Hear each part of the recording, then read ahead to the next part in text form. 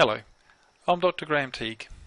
This is a brief video to demonstrate two very simple techniques that you can use now to see if you have spinal imbalances.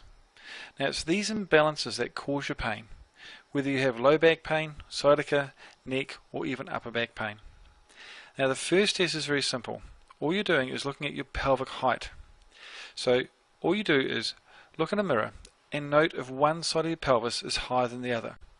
Now, there are two landmarks that you can use. The first is what's called the ASIS, which are the bumps on the front of your pelvis, or alternately, you can just place your hands on top of your hips. Now, what you'll note is that one side of your pelvis is higher than the other, and this creates what's called a rotational imbalance.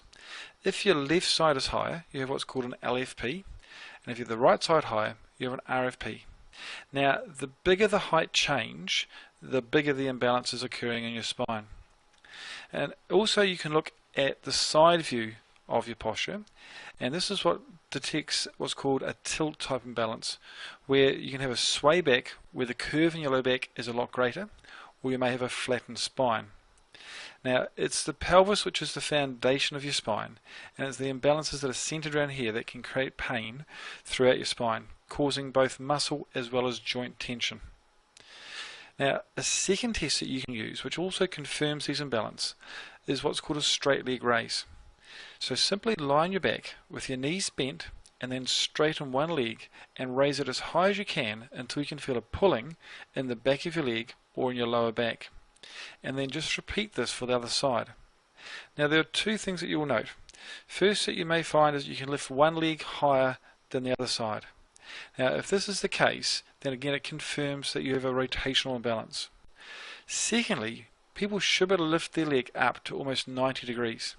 Now if you find that you can't lift your leg up to 90 degrees, and if both your legs are similar, then you may have those tilt type imbalances. But these two simple tests indicate that there are imbalances in your spine. Now the greater the change, the more the imbalance.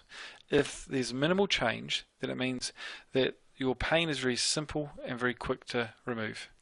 If the imbalances are greater, then pain is still very simple to remove, but it will take a small amount of time to return your spine to balance.